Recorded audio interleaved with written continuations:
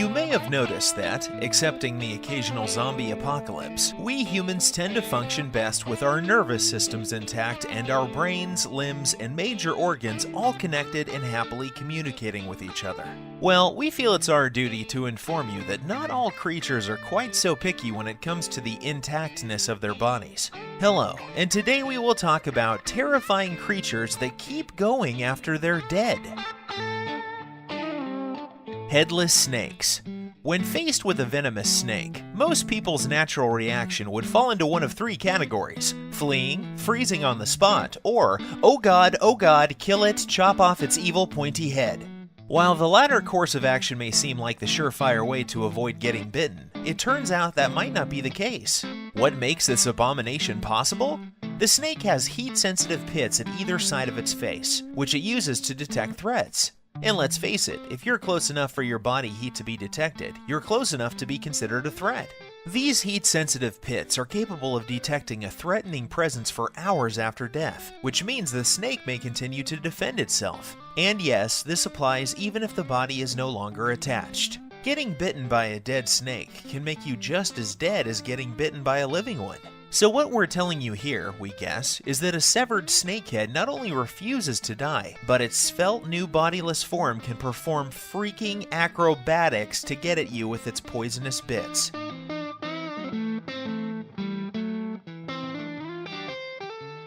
Cockroaches. Cockroaches are infamous for their tenacity and are often cited as the most likely survivors of a nuclear war. Some even claim that they can live without their heads. It turns out that these armchair exterminators are right. Headless roaches are capable of living for weeks.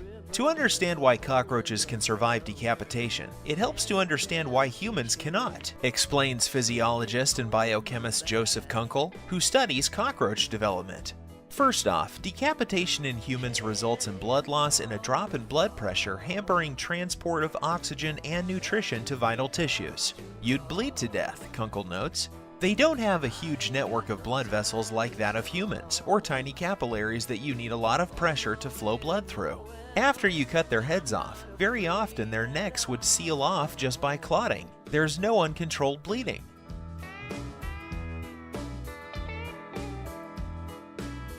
Chickens. If you chop the head off a chicken, it can still run around for a few seconds. The animals can do this because a neural network in the spinal cord is pre-programmed to direct the muscles in various frequently used movement patterns such as running. Despite intense research into how the body, the brain, and the nervous system works, scientists still do not have a clear picture of how nerve cells communicate to perform certain movements. Octopus. Octopus tentacles still react up to an hour after being severed from their dead owner, and even try to pick up food and feed a phantom mouth. In one experiment, researchers chopped off euthanized octopus's tentacles, chilled them in water for an hour, and then still managed to get a split-second response when they probed the severed limbs. Other research found that when encountering a piece of food, a severed limb will snatch it up and try to move it in the direction of a phantom octopus mouth. While cut-off limbs do not regrow a new octopus, a la starfish, the octopus can regenerate tentacles with a far superior quality than, say, a lizard's oftentimes gimpy replacement tail. To do this, octopus use a protein called ACHE. Humans have this protein too, but our store of the molecule is much less active than an octopus.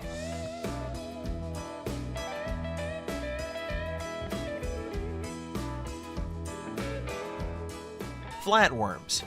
Everyone knows the myth about earthworms. If you cut them in half, you get two worms. Nothing could be further from the truth, alas. However, if the earthworm is replaced by a flatworm, the two parts can survive these childish experiments. What's more, be it skin, intestine, or brain, the body part lost through cutting will simply grow again in a matter of days.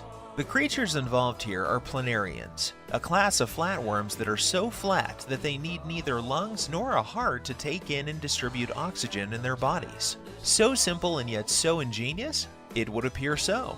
Regeneration studies involving these animals have shown that a dismembered planarian can generate several hundred tiny animals. Hence they could almost be called immortal under the edge of a knife. Frogs. Thanks to the "let's chop out its brain and see what the hell happens" approach to science taken by 19th century neurologist David Farrier, we can tell you. A headed but brainless frog actually behaves very similar to a frog with its gray matter perfectly intact. If you turn it upside down, it will right itself. If you pinch its feet, it will hop away. If you put it in water, it will swim to the side and climb out. And perhaps most disturbing of all, it will even croak contentedly if you stroke its back.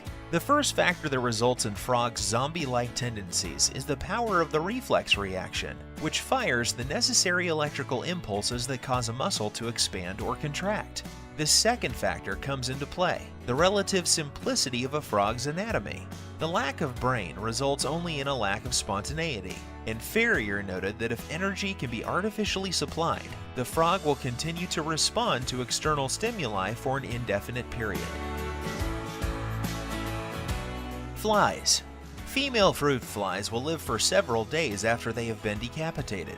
Such beheaded females assume an upright stance comparable to that of a normal fly, and can and do engage in complex actions such as preening, flying, and, under duress, walking. Although species-specific variations occur, males will court their decapitated females. All decapitated females of a species studied to date treat the courting overtures of the males as if they were noxious foreign stimuli.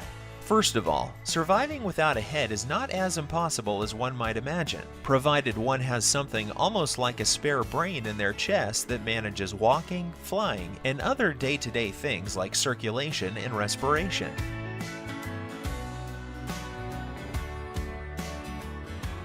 Turtles. If you chop the head off a turtle, it can still swim. The turtle frequently uses swimming movements, so it makes sense for it to have a neural network in the spinal cord pre-programmed to perform swimming movements when the nerve cells are stimulated. This means that the nerve cells do not need specific signals from the brain to prompt a coordinated activation of the muscles required to perform a swimming stroke.